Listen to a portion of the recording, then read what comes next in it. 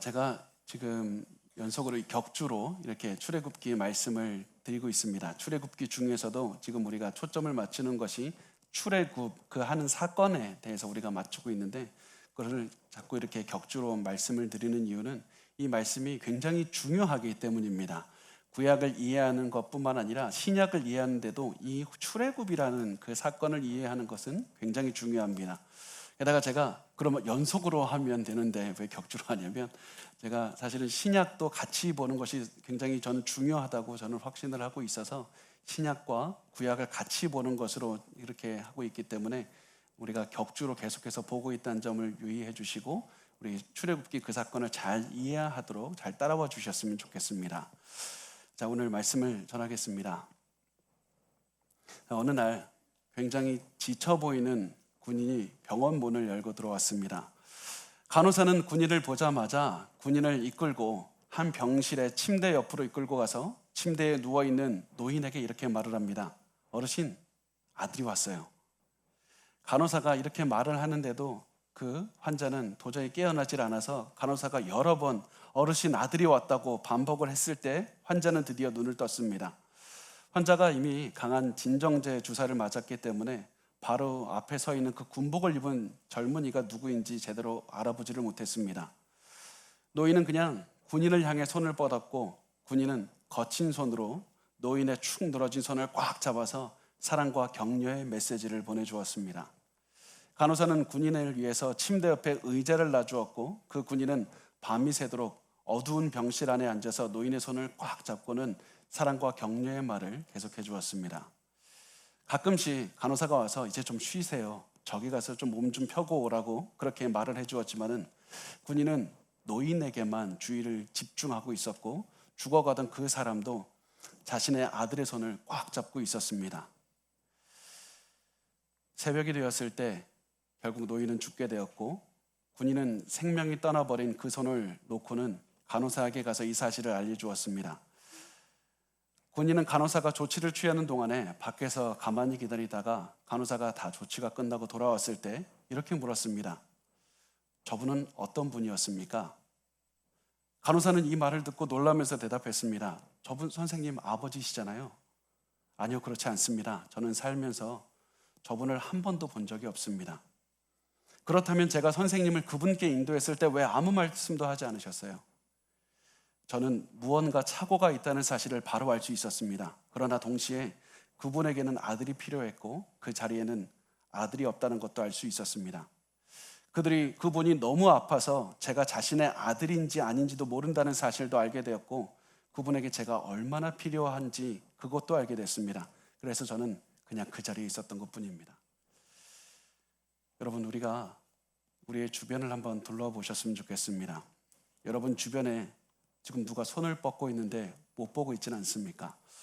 여러분 주변에 손을 뻗고 있는데 내가 잡아주고 싶어도 내가 너무 힘들어서 그것을 도저히 잡지 못하고 살아가고 있지는 않습니까?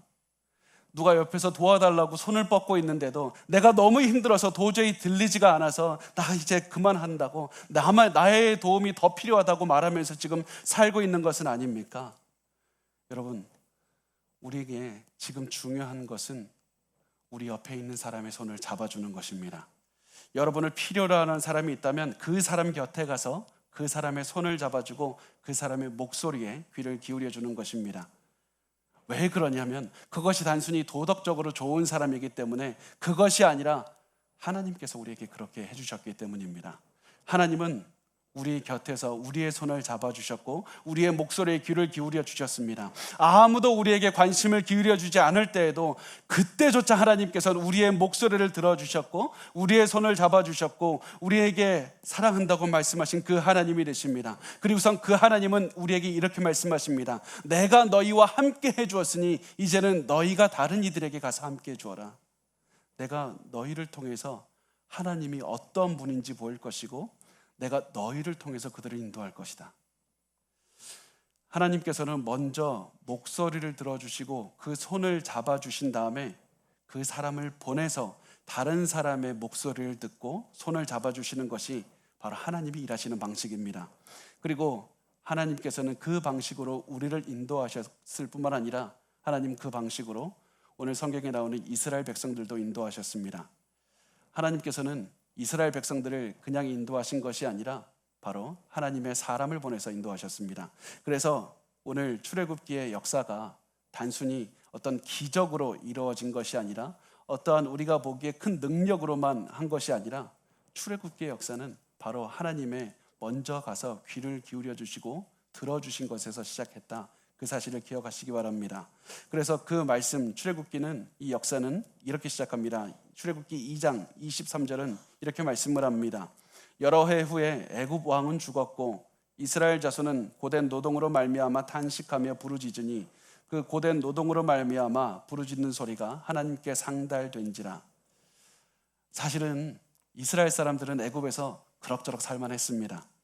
그들은 애굽에서도 아주 비옥한 땅에서 살았고 거기서 농사도 짓고 양도 치면서 살았습니다. 요즘으로 말하면 중산층의 삶을 살 수 있었습니다. 이들은 애굽에서 오랫동안 살면서 애굽을 자기 고향으로 여기면서 살았습니다. 그런데 어느 날 새로운 왕이 즉위한 그때부터는 고통이 시작이 되게 됐습니다. 그 새로운 왕은 이스라엘 사람들에게 엄청난 노동을 하게 했고 또 자식을 죽이기까지 했습니다.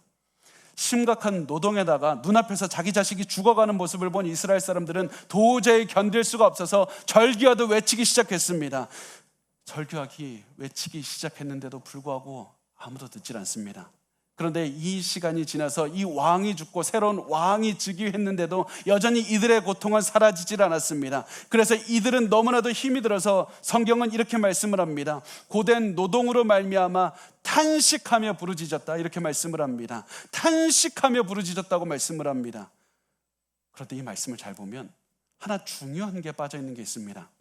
누구에게 탄식을 했는지, 누구에게 부르짖었는지가 나오질 않습니다. 왜냐하면 이 사람들은 누구에게 소리쳐야 되는지 그것을 몰랐기 때문입니다. 고통스러워서 도와달라고 계속해서 하고 싶은데 도대체 누구에게 도와달라고 해야지 내 말을 들어줄까? 누구에게 말을 해야지 내 얘기를 들어줄까? 그것을 도대체 알 수가 없으니까 허공에다 대고 고통스럽다고 나 좀 도와달라고 소리쳤던 겁니다. 그런데 더욱 절망스러운 것은 아무리 이렇게 소리를 질러도 아무도 그 소리를 듣질 않았다는 겁니다. 아무리 비명을 질러도 그 소리에 귀를 기울이질 않았습니다. 그래서 이 사람들은 목이 터져라 허공에 대고 부르짖기만 했습니다. 이것이 이들의 모습이었습니다. 그런데 이때 기적이 시작이 되는데 어떤 기적이 시작이 되냐면 산이 흔들리고 바다가 꺼지는 이런 기적이 아니라 바로 우리가 전혀 예상치 못한 기적이 시작이 됩니다. 출애굽기 2장 24절 말씀을 보면 이렇게 말씀을 합니다. 하나님이 그들의 고통 소리를 들으시고, 하나님이 그들의 고통 소리를 들으시고 아무도 듣지 않던 그 목소리를 하나님이 찾아와서 들어주셨고, 하나님께서 먼저 그들의 절규를 들어주시고, 그리고 하나님께서 그들을 위해서 움직여 주셨습니다. 그래서 출애굽의 이야기는 단순히 하나님이 큰 기적을 행했다 이런 이야기가 아닙니다. 출애굽은 하나님이 억압당하는 사람들의 목소리를 들어주신 이야기고, 그들과 함께 해주신 이야기고, 억압하는 자들로부터 구원하신 사랑의 이야기가 됩니다. 그래서 하나님께서는 이제 그들의 목소리를 듣고 그들을 인도하기로 작정을 하셨습니다. 그런데 이때 하나님께서는 이스라엘을 구원하기 위해서 직접 가실 수도 있었습니다. 직접 가서 엄청난 기적을 베풀면서 사람들을 이끌어 주실 수도 있었습니다. 그런데 하나님께서는 그렇게 하지 않으시고 한 사람을 만지고 그 사람을 바꾸어서 그 사람을 이스라엘로 보내셨습니다. 그 사람이 바로 모세였습니다. 하나님께서는 모세를 보내서 이스라엘과 함께 있게 하셨고 모세를 통해서 구원하게 하셨습니다. 왜냐하면 이것이 바로 하나님께서 일하시는 방식인데, 사람을 통해서 먼저 사람을 만지고 그 사람이 다른 사람을 만지는 그런 방식으로 일하시는 것이 하나님의 방식이기 때문입니다. 그런데 우리가 한 가지 궁금한 점이 생깁니다. 하나님은 왜 하필 모세를 택하셨을까요? 이스라엘의 사람이 굉장히 많았습니다. 그런데 왜 많은 사람 중에 하필 모세를 선택하셨습니까? 그 이유는 모세는 하나님의 마음을 가졌기 때문입니다. 가난하고 억압받고 억눌린 사람들을 사랑하고 그들을 불쌍히 여기는 그 마음을 가지고 있었던 사람이 바로 모세였습니다. 그래서 그 모세의 마음이 성경 전체에서 그 인생을 통해서 드러나는데, 우선 보면 젊은 모세는 왕궁에서 혼자 편하게 살 수 있었습니다. 그렇지만 이 사람은 억압받는 동족을 위해서 무엇이라도 하기 위해서 내가 해야 되겠다, 그 끓는 피를 가지고 세상에 나가서 무엇이라고 하려고 노력했던 사람이었습니다. 그래서 힘없는 이스라엘 사람들이 부당하게 폭행을 당하는 것을 볼 때 분노했던 사람이었습니다. 나중에 이 모든 일이 끝나서 출애굽한 후에 이스라엘 사람들이 죄를 지어서 하나님께서 이 사람들을 처벌하겠다고 하셨을 때도 모세 혼자 시내 산에 서서 그들의 죄를 용서해 주십시오, 차라리 나를 대신 처벌해 달라고 그렇게 기도했던 사람이었습니다. 모세는 하나님을 닮은 사람이었습니다. 그래서 하나님께서는 모세를 선택해서 하나님을 대리하게 하셨고 하나님을 대신해서 사람들과 함께 있게 하셨던 것이었습니다. 그런데 하나님께서 보시기에 모세는 하나님을 대리하기엔 너무나도 부족한 사람이었습니다. 너무나도 하나님을 닮지 않은 부분이 너무 많았습니다. 그래서 하나님께서는 모세를 더욱더 하나님을 닮게 만드는 훈련을 시키기로 하셨습니다. 그리고 그 훈련을 하기 위해서 광야로 보내셔서 40년 동안 양을 치게 하셨습니다. 모세가 양을 쳤던 이유는 하나님께서 이스라엘의 목자가 되시기 때문입니다. 시편 23편 1절 보면 여호와는 나의 목자시니 내게 부족함이 없으리로다. 하나님께서는 이스라엘의 목자가 되셨습니다. 그리고 모세가 하나님 닮은 사람이 되게 하기 위해서 40년 동안 양을 치게 하신 겁니다. 모세는 40년 동안 목자의 마음을 배웠고 양을 이끄는 법을 배웠습니다. 그렇게 해서 40년의 훈련이 끝났을 때 하나님은 드디어 모세를 부르셨습니다. 하나님은 이런 모세에게 너가 이제 훈련이 끝났다, 이제는 내가 너를 보내겠다 하시면서 너는 그럼에도 불구하고 부족하니까 너는 내가 이제 시키는 말만 해라, 내가 시키는 행동만 해야 된다, 이렇게 말씀하지를 않으셨습니다. 하나님께서는 모세에게 내가 시키는 그 말만 하라고 말씀하지 않으신 이유가 무엇이냐면 하나님께서는 모세에게 메시지를 주신 것이 아니라 모세 자체를 메시지로 만드셨기 때문입니다. 하나님은 모세 자체를 하나님을 닮아서 하나님을 보여줄 수 있는 그런 메시지 자체로 만드셨습니다. 왜냐하면 모세를 통해서 하나님께서는 하나님이 어떤 분인지 보여주길 원하셨기 때문입니다. 그래서 하나님께서는 모세를 보내면서 이렇게 말씀을 합니다. 출애굽기 7장 1절 말씀을 보면 내가 너로 바로에게 신같이 되게 하였은즉, 내가 너로 바로에게 하나님같이 되게 하였은즉, 바로 왕은 너를 보고 하나님을 기억할 것이다. 세상은 모세 너를 보고 하나님이 어떠한 분인지 알게 될 것이다. 하나님께서는 모세를 메시지로 만드셨습니다. 이것이 바로 모세를 향한 하나님의 뜻이었고 이것이 바로 우리를 향한 하나님의 뜻이 됩니다. 하나님께서는 여러분을 통해서 단순히 내가 하는 말만 따라해라, 앵무새처럼 따라해라 말씀하신 적이 없습니다. 하나님께서는 여러분을 통해서 하나님이 어떠한 분이신지를 드러내기를 원하십니다. 단순히 우리에게 시키는 말이나 따라하는 것이 아니라 하나님께서는 우리를 하나님 닮은 사람으로 만들어서 우리를 볼 때 하나님을 드러내기를 원하셨던 겁니다. 세상 사람들이 여러분을 보고 하나님을 얼마나 따뜻한 분인지, 하나님을 얼마나 사랑이 많으신 분인지, 하나님을 얼마나 용서를 하시는 분인지 그것을 알게 하기를 원하셨던 겁니다. 그래서 지금 하나님께서는 여러분을 하나님처럼 만들기 위한 훈련을 하고 계시다는 사실을 기억하시기 바랍니다. 여러분을 하나님 닮게 만들어서 여러분의 가정과 직장으로 보내시려는 겁니다. 하나님께서는 모세를 보내서 이스라엘 백성에게 구원을 이루어 주셨듯이 여러분을 보내서 세상 사람들에게, 여러분의 가정에게 구원의 길이신 예수 그리스도의 그 능력을 보여주길 원하시는 겁니다. 여러분이 지금 그래서 고난의 시간을 보내고 있다면 지금 그 고난의 목표가 단순히 내가 좋아지는 것, 재정이 좋아지는 것, 건강이 좋아지는 것, 그것을 뛰어넘는 가장 중요한 것이 바로 여러분이 하나님의 성품을 담는 것이 고난의 가장 중요한 목표라는 사실을 기억하셨으면 좋겠습니다. 고난 중에 너무 힘들더라도 단순히 그냥 재정의 고난을 넘어서는 것, 가정의 고난을 넘어서는 것, 이것이 아니다. 내 인생의 가장 중요한 것은 이 고난을 통해서 어떻게 하나님을 닮아갈 수 있을까? 하나님, 내가 이 고난을 통해서 무엇을 배우기를 원하십니까? 어떻게 하나님을 닮아가기를 원하십니까? 이렇게 기도하셔야 됩니다. 그리고 이렇게 기도했을 때 여러분은 나머지 다른 것들도 다 하나님께서 응답하시는 것을 보게 될 겁니다.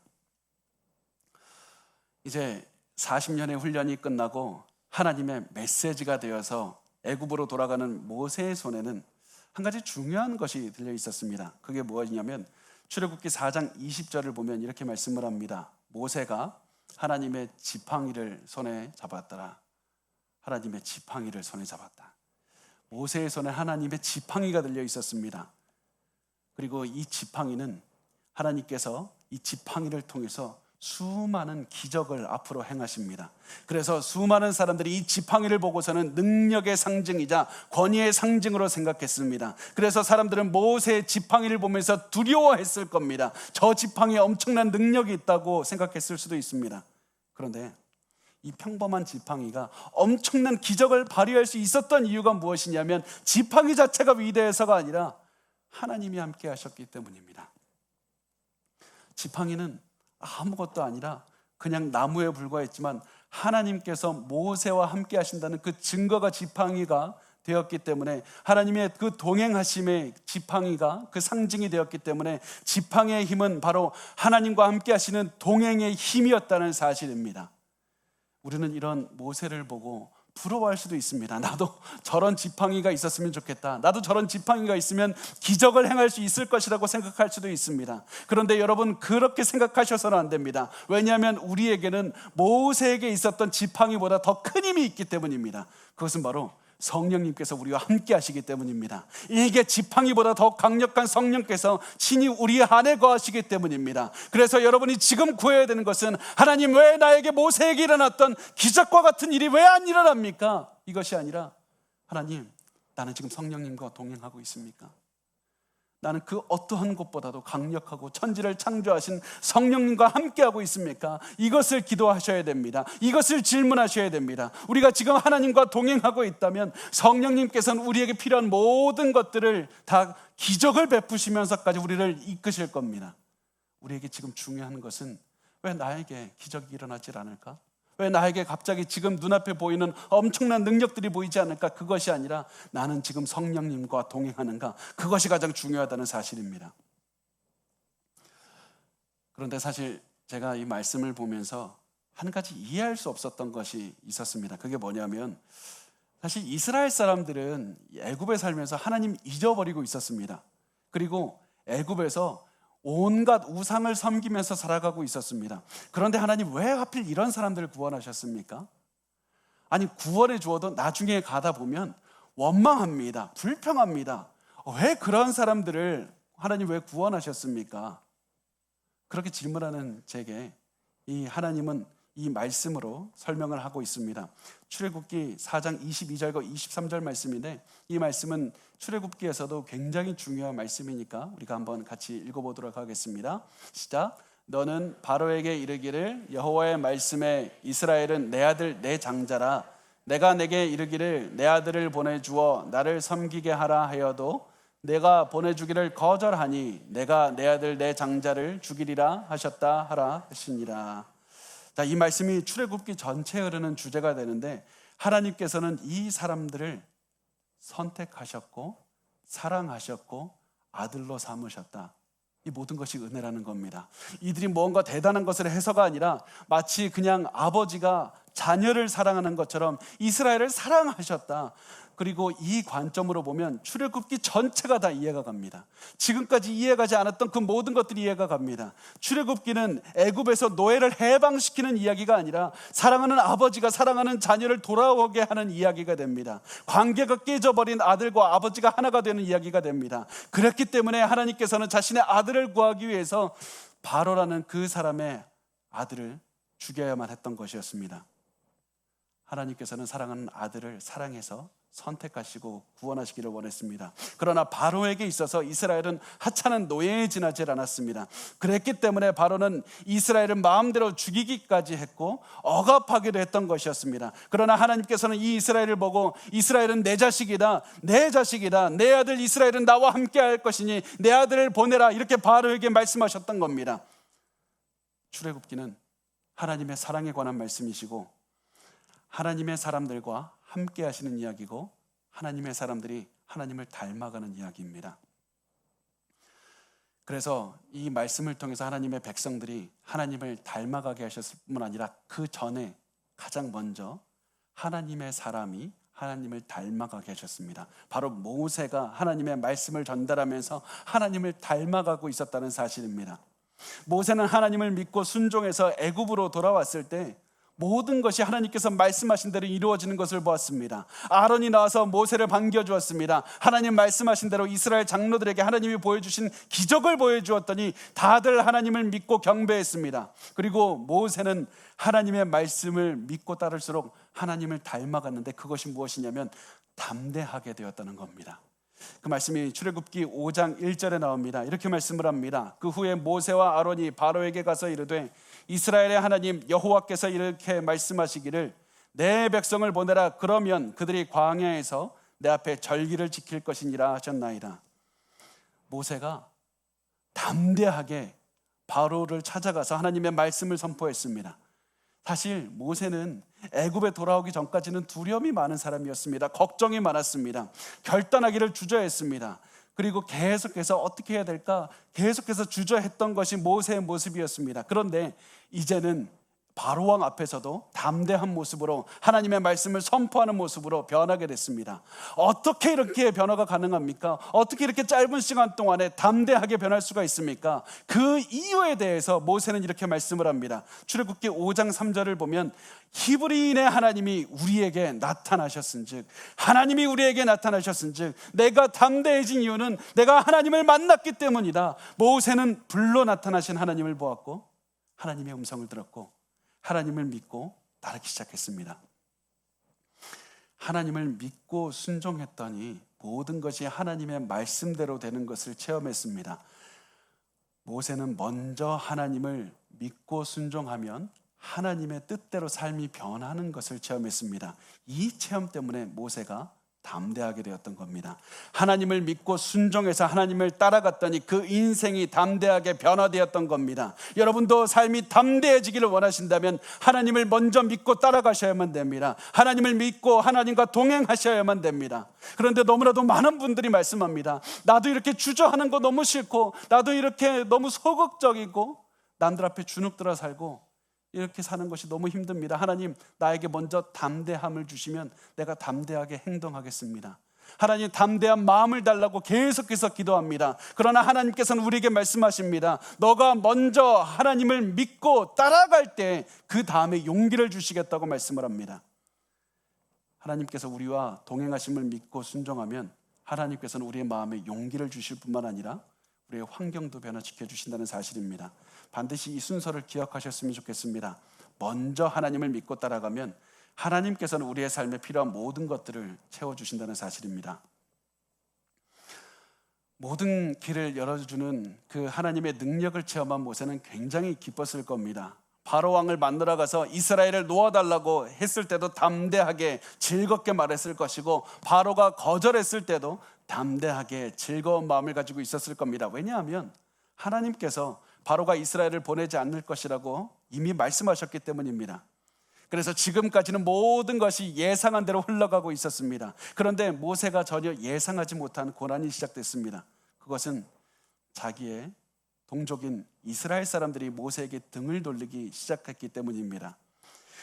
바로 왕이 모세의 말을 듣고 이스라엘 백성들에게 도저히 할 수 없는 양의 그 일을 주면서 이 일을 다 끝내라고 했고 이 일을 하지 못했을 때 이 이스라엘 사람들은 엄청나게 폭행을 당하기 시작했습니다. 이 예상하지 못한 이 폭행 고난을 당하니까 이스라엘 사람들은 누구를 찾아갔냐면 바로를 찾아갔습니다. 그래서 이렇게 말합니다. 출애굽기 5장 15절에서 16절 말씀을 보면 이렇게 말합니다. 이스라엘 자손의 기록원들이 가서 바로에게 호소하여 이르되 왕은 어찌하여 당신의 종들에게 이같이 하시나이까? 당신의 종들에게 짚을 주지 아니하고 그들이 우리에게 벽돌을 만들라 하나이다. 당신의 종들이 매를 맞사오니 이는 당신의 백성의 죄니이다. 사람들은 바로 왕을 찾아가서 도와달라고 우리를 이 고난에서 제발 구원해달라고 호소했던 겁니다. 자신들을 지금까지 착취하고 자신들의 아들들을 죽이고 자신을 그렇게 증오하는 바로 왕을 찾아가서 이 바로 왕을 찾아가서 우리를 이 고난에서 제발 구원해달라고 찾아가면서 하소연했던 겁니다. 이 사람들은 이미 모세를 통해서 하나님이 구원하신다는 사실을 다 알고 있었습니다. 모세가 지팡이를 뱀으로 변하게 하고 손에 질병이 걸렸다가 사라지기도 하고 물을 피로 변하는 엄청난 기적들을 보면서 하나님 우리를 구원하신다 그렇게 말하면서 경배하기도 했습니다. 그런데 예상치 못한 엄청난 고난이 오자 이들은 과거에 자기들이 의지했다가 실패한 그 자신의 그 과거에 자신들을 실패시킨 그 바로에게로 돌아가서 제발 자기들을 좀 도와달라고 손을 뻗었던 겁니다. 바로가 당연히 이들의 요청을 들어줄 리가 없습니다. 그래서 바로에게서 쫓겨난 이 사람들은 모세를 만나서 모세를 저주하기 시작했습니다. 이것이 바로 숨겨진 이스라엘 사람들의 본 모습이었고 맨 얼굴이었습니다. 그리고 이런 모습은 우리에게도 찾을 수가 있습니다. 많은 성도가 세상에서 실패하고 사람들에게 배신당했을 때 하나님을 찾아옵니다. 그리고서는 하나님의 사랑을 체험합니다. 하나님 우리를 버리시지 않습니다. 하나님 우리와 함께 하십니다. 우리가 아무리 실망시켜도 하나님은 우리를 계속해서 사랑해 주십니다. 이렇게 생각하며 하나님을 찬양하는 삶을 살게 됩니다. 그런데 하나님을 믿다가 고난이 오면 하나님께 기도하는 것이 아니라 또다시 세상으로 돌아가서 나를 제발 도와달라고 손을 뻗습니다. 또다시 우리를 배반한 사람들에게 찾아가고 또다시 우리를 버렸던 그 돈의 능력을 찾아가서 제발 나 좀 도와달라고 말을 하면서 손을 뻗습니다. 또다시 무당을 찾아가고 또다시 우리를 버렸던 그 모든 세력을 찾아가서 내 갈 길을 알려달라고 말을 합니다. 그러나 여러분을 배반했던 세상이, 여러분을 버렸던 세상이, 그 사람들이 여러분을 도와줄 리가 없습니다. 또다시 여러분을 배신하거나 이용하기만 할 뿐입니다. 이렇게 세상을 가서 또다시 실패를 경험한 사람들은 세상을 원망하는 것이 아니라 하나님을 원망하기 시작합니다. 그래서 이렇게 말하기 시작합니다. 하나님 왜 나에게 고난을 주셨습니까? 하나님 내가 하는 일마다 잘되게 해주셨으면 내가 세상으로 가지도 않았을 것 아닙니까? 왜 내가 하는 일 잘되게 하지 않았습니까? 그런데 우리가 반드시 알아야 됩니다. 하나님께서 우리가 고난을 겪도록 허락하신 이유는 고난을 겪으면 우리 신앙의 맨 얼굴이 드러나기 때문입니다. 고난을 겪으면 우리가 진정으로 누구를 믿고 있는지 드러나게 됩니다. 평범한 때는 다 잘 믿는 것 같습니다. 다 잘 사는 것 같습니다. 다 자기의 마음을 컨트롤 잘하고 살아가는 것 같습니다. 그런데 고난이 오면 실제로 우리가 누구를 믿는지, 우리가 누구와 동행하는지, 우리의 속마음은 어떤지 다 드러나게 됩니다. 그리고 그 고난을 통해서 드러난 이스라엘 사람들의 맨 얼굴은 아직 하나님을 믿지 못하고 하나님과 동행하지 못하는 그런 모습이었습니다. 어쩌면 이스라엘 사람들이 바로에게 도와달라고 찾아간 것은 당연한 결과였는지 모릅니다. 왜냐하면 이스라엘 백성들은 430년이라는 그 엄청난 긴 시간을 애굽에서 보냈기 때문입니다. 그리고 이 애굽이란 나라에서는 바로가 영웅이었습니다. 이들에게는 바로가 있기 때문에 해가 뜬다고 믿었고 해가 진다고 믿었고, 바로가 있기 때문에 아이가 태어나고 아이가 자란다고 믿었고, 바로가 있기 때문에 곡식이 잘 자라고 풍성한 수확을 거둘 수 있고, 바로가 있기 때문에 나일검이 범람해서 땅을 비옥하게 만든다고 생각했습니다. 바로가 있기 때문에 온 세상에 질서가 있었고, 바로가 있기 때문에 내가 먹고 살 수 있었다고 생각을 했습니다. 그래서 문제가 생겼을 때 이스라엘 사람들이 바로 왕을 찾아가서 도와달라고 이렇게 말하는 것은 상식이었습니다. 그리고 하나님께서는 이스라엘 사람들 그 깊은 곳에 숨어있는 이 상식을 깨고자 하셨습니다. 그래서 고난을 허락하신 것이고, 고난 중에 이들이 바로를 찾아가도록 허락하신 것이고, 바로가 너희를 구원하지 못한다는 그 사실을 직접 체험하게 하신 것이었습니다. 고난을 통해서 이스라엘 사람들은 자신의 신앙을 꾸미지 않는 그 맨 얼굴을 보게 하셨을 뿐만 아니라 그들이 그동안에 의지했던 바로 왕의 맨 얼굴도 보게 하셨던 겁니다. 그리고 하나님께서는 고난을 통해서 드러난 여러분의 믿음의 맨 얼굴을 보기를 원하시고, 여러분이 그동안에 남몰래 의지했던 우상의 맨 얼굴도 보기를 원하십니다. 고난은 우리가 의지하던 것들이 얼마나 볼품없고 얼마나 악독하고 얼마나 추악하고 얼마나 능력 없는지 직접 보게 하시는 하나님의 선물이라는 사실입니다.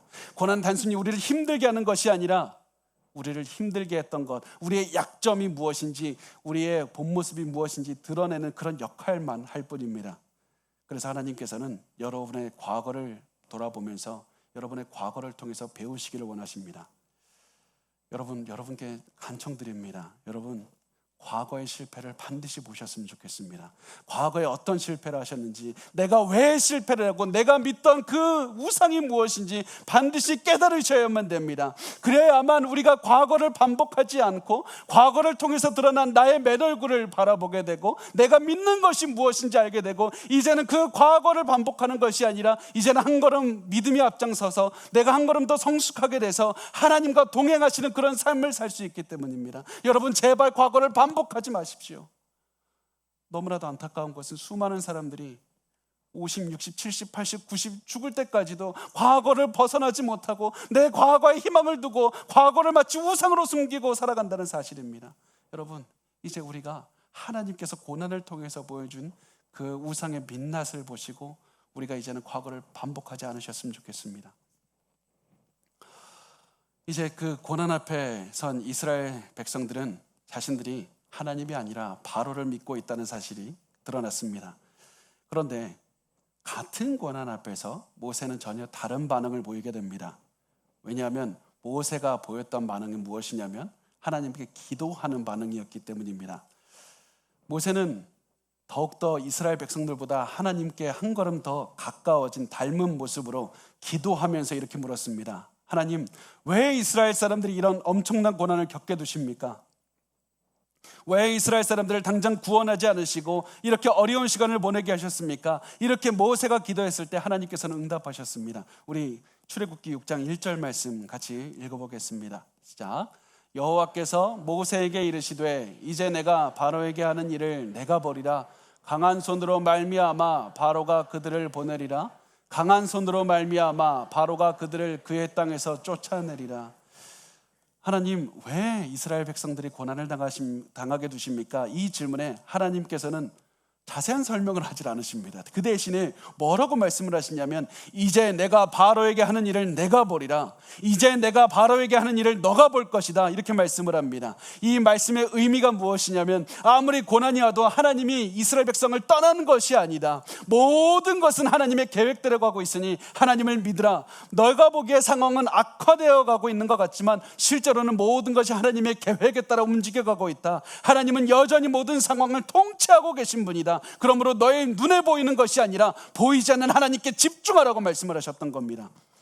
너가 보기에, 너의 눈으로 보기에 상황이 악화되고 있는 것 같아도 눈에 보이는 것이 중요한 것이 아니라 눈에 보이지 않는 것이 중요한 것이다. 보이지 않지만 너와 함께 하시며 온 세상을 통치하시는 하나님을 바라보고 그 하나님께서 여전히 너의 삶을 인도하고 계시다는 그 사실 하나만이 중요한 것이다. 그것만을 바라보라. 그것만을 생각하라. 하나님께서는 그렇게 말씀을 하셨습니다. 그리고 이렇게 말씀을 합니다. 출애굽기 6장 5절에 보면 이렇게 말씀합니다. 이제 애굽 사람이 종으로 삼은 이스라엘 자손의 신음소리를 내가 듣고 나의 언약을 기억하노라. 비록 이들의 눈에는 보이질 않았지만 하나님은 여전히 사람들 옆에서 고통의 소리를 듣고 계셨습니다. 너희의 울부짖는 소리를 듣고 계셨다. 너희가 아무도 듣지 않을 때 그때 너희의 울부짖는 소리를 들었던 하나님께서는 여전히 고난 가운데서 너희를 떠난 적이 없고 너희 곁에서 여전히 너희의 울부짖는 소리를 듣고 계신다. 그리고서는 하나님께서 굉장히 중요한 말씀을 하십니다. 나는 여호와다. 나는 여호와라. 하나님께서는 모세에게 계속해서 나는 여호와라는 사실을 강조하면서 말씀을 하셨습니다. 그래서 그 말씀을 한번 띄워주시겠어요? 하나님께서 계속해서 이 말씀을 통해서 나는 여호와를 강조하는데 제가 한번 읽어보겠습니다. 출애굽기 6장 2절에 보면 나는 여호와이니라. 출애굽기 6장 6절 나는 여호와라. 7절 너희의 하나님 여호와인 줄 너희가 알지라. 8절 나는 여호와라 하셨다라. 나는 여호와라. 나는 여호와라. 하나님께서 모세를 부를 때도 나는 여호와라고 하셨고 모세에게 앞으로 어떻게 될지 알려주실 때도 나는 여호와라고 하셨고 구원을 약속할 때도 나는 여호와라. 나는 여호와라. 이스라엘처럼 모든 상황에 하나님께서는 나는 여호와라 이 사실을 반복하셨습니다. 그 이유가 무엇이냐면 모든 문제의 해결책은 하나님께 있기 때문입니다. 그 모든 문제 해결책은 하나님입니다. 우리가 처한 문제가 무엇이든지 모든 어려움의 해결책은 우리가 함께 하시는 하나님께 있기 때문입니다. 그래서 모세가 나는 어떻게 해야 될지 도대체 모르겠습니다. 이 고난을 왜 찾아왔습니까? 이렇게 질문하는 모세에게 하나님께서는 나는 여호와다. 나는 여호와다. 나는 여호와다. 이 사실을 반복해서 말씀하셨다는 사실입니다. 그리고 하나님께서는 오늘 이 말씀을 우리에게도 하고 계십니다. 나는 여호와다. 우리 가정이 실패해서 도대체 어떻게 해야 될지 모를 때 그때 하나님은 우리에게 말씀하십니다. 나는 여호와다. 우리가 큰 상처를 받았을 때도 하나님은 말씀하십니다. 나는 여호와라. 내가 지금까지 믿던 사람에게 배신을 당했을 때도 하나님 말씀합니다. 나는 여호와라. 사업이 망했을 때에도 죽을 것만 같이 힘들어도 하나님 말씀하십니다. 나는 여호와다. 여러분이 너무 힘들어서 너무 가슴이 아플 때 하나님께서는 여러분의 곁에서 이렇게 말씀합니다. 나는 여호와다. 하나님은 나는 여호와라고 말씀을 하신 다음에 이어서 이렇게 말씀을 하십니다. 출애굽기 6장 6절에서 8절 말씀인데요, 이 괄호 안에 있는 것은 생략된 말씀을 제가 추가로 넣은 겁니다. 이 말씀을 보면 내가 라는 말을 반복해서 총 7번을 하게 됩니다.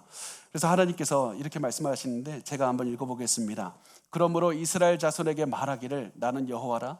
내가 애굽 사람의 무거운 짐 밑에서 너희를 빼내며 내가 그들의 노역에서 너희를 건지며 내가 편팔과 여러 큰 심판들로서 너희를 속량하여 내가 너희를 내 백성으로 삼고 나는 너희의 하나님이 되리니 나는 애굽 사람의 무거운 짐 밑에서 너희를 빼낸 너희 하나님 여호와인 줄 너희가 알지라. 내가 아브라함과 이삭과 야곱에게 주기로 맹세한 땅으로 너희를 인도하고 내가 그 땅을 너희에게 주어 기업을 삼게 하리라.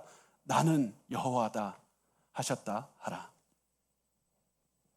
하나님께서는 내가 할 것이다 이 말을 7번이나 반복을 하셨습니다. 내가 빼낼 것이고 내가 건질 것이고 내가 속량할 것이고 내가 너희를 내 백성으로 삼을 것이고 내가 너희의 하나님이 될 것이고 내가 너희를 인도할 것이고 내가 그 땅을 너희에게 줄 것이다. 내가 할 것이다. 내가 할 것이다. 하나님께서는 계속해서 나를 보라. 내가 할 것이라고 반복해서 말씀을 하셨습니다. 왜 세상을 보는가? 왜 너희를 괴롭히는 사람들을 바라보는가? 나를 보라. 너희 곁에서 너희를 지키고 너희의 시름소리를 듣고 너희가 울부짖는 소리를 듣고 지금 너희 곁에서 너희 손을 잡아주고 있는 나를 보라. 모든 고난을 해결할 유일한 방법은 하나님이시고 모든 희망은 하나님이시기 때문에 나는 여호와라. 나를 보라고 말씀을 하셨습니다. 그런데 놀라운 사실은 이스라엘 사람들은 이 메시지를 거부했다는 것이었습니다. 도대체 이런 놀라운 소식을 거부한 이유가 무엇입니까? 그 이유가 출애굽기 6장 9절에 나옵니다. 이렇게 말씀을 합니다.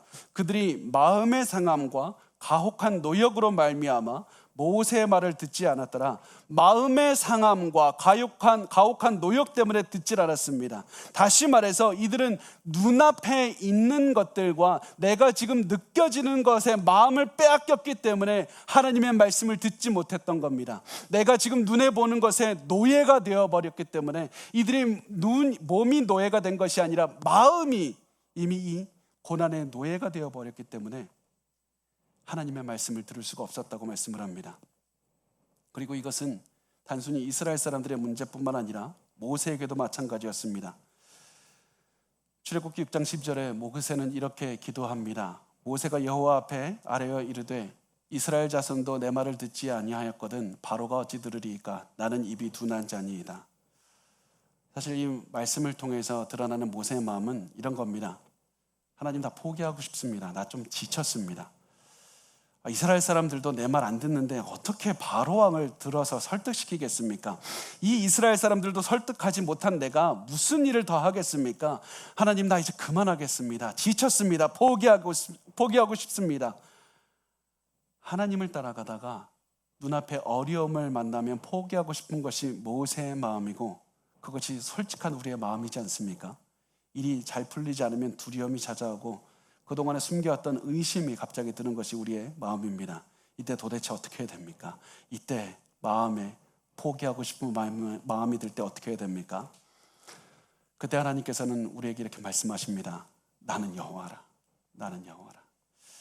여호와 하나님은 우리와 여전히 함께하고 계시고 우리의 목소리를 듣고 계십니다. 나는 여호와다. 나는 너희와 함께하는 여호와라. 이것이 바로 오늘 우리에게 주시는 하나님의 말씀입니다. 나는 여호와라.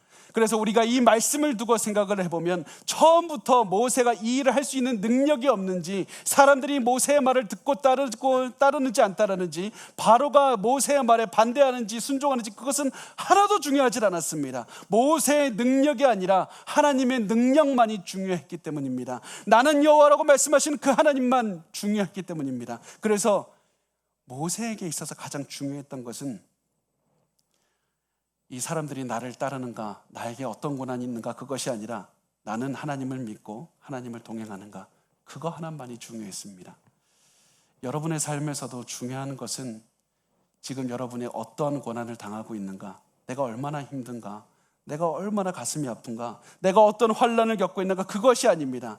여러분, 그것에 속지 마십시오. 거기에 여러분의 마음을 빼앗겨서 노예가 삼으면 아무것도 들리질 않습니다. 여러분에게 가장 중요한 것은 지금 내게 어떠한 고난이 있는가가 아니라 나는 여호와라 라고 하면서 나에게 귀를 기울여 주시고 나를 위해서 응답해 주시고 나의 손을 잡아주시는 그 하나님과 동행하고 있는가? 그것만이 중요한 것입니다.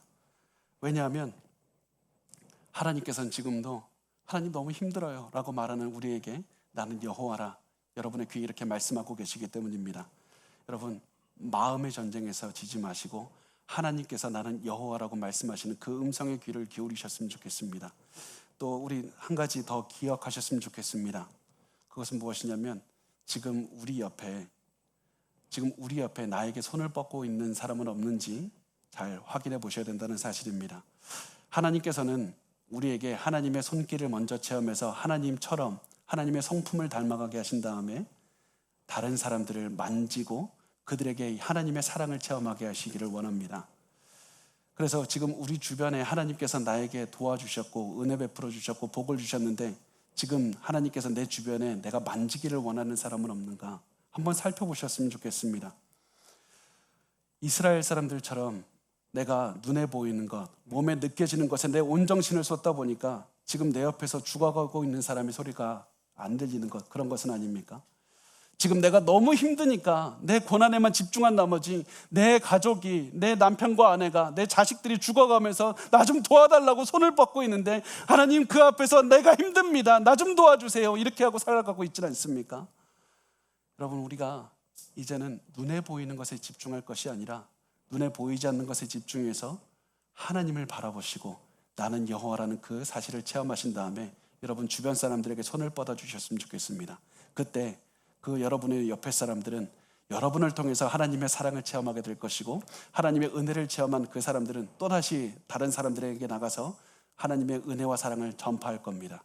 우리 그렇게 하나님을 바라보면서 하나님의 주신 그 사람들에게 손을 뻗는 그런 삶을 사셨으면 좋겠습니다. 자, 우리가